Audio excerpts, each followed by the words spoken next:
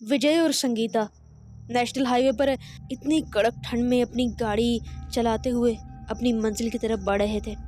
गाड़ी के अंदर तो उन्हें बिल्कुल महसूस नहीं हो रहा था कि बाहर कितनी ठंड है, क्योंकि हीटर जो चल रहा था। थोड़ा आगे जाकर गाड़ी की स्पीड अचानक से कम हो गई। गाड़ी की स्पीड कम होते ही विजय ने एक्सेलरेटर जोर से दबाया, लेकिन फर्क नहीं पड़ा और इसके साथ ही आहिस्ता आहिस्ता गाड़ी रुक गई। विजय जब नीचे उतरा तो उसे एहसास हुआ कि बाहर किस कदर ठंड है। उसने गाड़ी को चेक किया तो गाड़ी का इंजन बहुत गर्म हो चुका था, उसमें धुआं निकल रहा था। उसकी बीवी भी बाहर आकर उसके साथ खड़ी हो गई। दोनों भी ये सब कुछ देख ही रहे थे कि उनकी गाड़ी का हॉर्न बजा। दोनों को इस हॉर्न ने चौंका दिया कि यहाँ पे इतने सुनसान हाईवे पर हमारी गाड़ी के अलावा कोई गाड़ी है ही नहीं, तो ये हॉर्न कहाँ से बजा। और हमने भी अपनी गाड़ी का हॉर्न नहीं बजाया। विजय ने अंदर जाकर देखा तो गाड़ी में कोई नहीं था। गाड़ी वगैरह चेक करके जब गाड़ी चलाई तो एक लड़की भागती हुई आई और विजय का नाम लेकर बोली, विजय प्लीज मुझे थोड़ा आगे छोड़ दो, मुश्किल में हूँ, मेरी मदद करो। विजय ने बगैर कुछ सोचे समझे उस लड़की को लिफ्ट दे दी। ये भी नहीं सोचा कि वो लड़की विजय का नाम कैसे जानती है। लेकिन विजय की बीवी को बहुत अजीब लगा कि एक औरत कैसे मेरे पति को इस सुनसान रास्ते पर नाम लेकर लिफ्ट का कह रही है। लेकिन उसने इस बात पर ज्यादा ध्यान नहीं दिया। गाड़ी चलती गई और सिर्फ अभी 5 ही मिनट हुए थे कि उनके पास से एक ट्रक गुजरा। बहुत जोर से वो ट्रक गुजरा। उसकी आवाज में ही जब उन्होंने इधर उधर देखा तो वो लड़की कार में नहीं थी। दोनों चौंक गए और अचानक से गाड़ी बंद की। इधर उधर देखने लगी कि वो लड़की कहाँ गई। विजय की बीवी ने बहुत परेशान होकर कहा कि हमें पीछे घर चलना चाहिए, हमारा आगे जाना ठीक नहीं है, हम घर ही जाएं तो बेहतर है। और गाड़ी को पीछे की तरफ लिया और अचानक से उसकी बीवी के कानों में एक आवाज आई, गाड़ी रोको, रोक दो गाड़ी। लेकिन पता नहीं क्या सवार था उसकी बीवी के सर पर।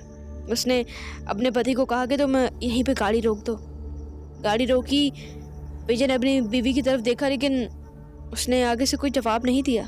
उसने फिर से गाड़ी चलाई और आखिरकार सुनसान सड़क से निकलकर वो अपने घर पहुंच चुके थे।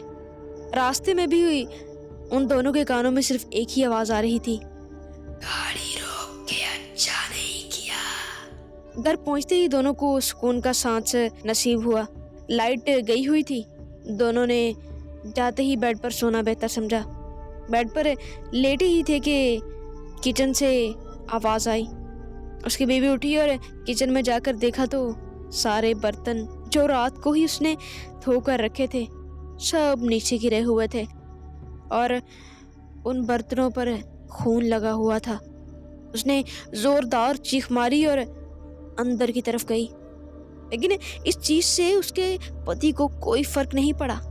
जैसे ही वो अपने रूम में एंटर होने लगी तो उसके कंधे पर किसी ने हाथ रखा। मैं हूँ सिद्रा और आप देख रहे हैं हॉरर हाउस टेप्स। कहानी को आगे बढ़ाने से पहले हमारे चैनल को लाइक और सब्सक्राइब जरूर करें। जैसे ही वो कमरे के अंदर जाने लगी तो उसके कंधे पर किसी ने हाथ रखा। ऐसा महसूस हुआ जैसे उसके कानों में कोई सांस छोड़ रहा है। उसने जैसे ही पीछे की तरफ देखा तो लाइट भी आ गई। वो भागती हुई अंदर गई, लेकिन उसके पति को तो कोई फर्क ही नहीं पड़ा। उसने कहा कि शायद थक गए हैं, सो गए होंगे। उसने भी बेड पर जाकर सोना बेहतर समझा।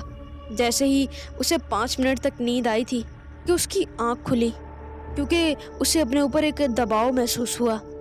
जैसे ही उसकी आंख खुली तो एक लंबे बालों, लंबे नौखनों वाली लड़की उसे घूर रही थी, बिल्कुल उसके ऊपर चढ़कर, और वही कुछ बोल रही थी जो उन्होंने नेशनल हाईवे पर सुना था कि गाड़ी रोककर तुमने अच्छा नहीं किया।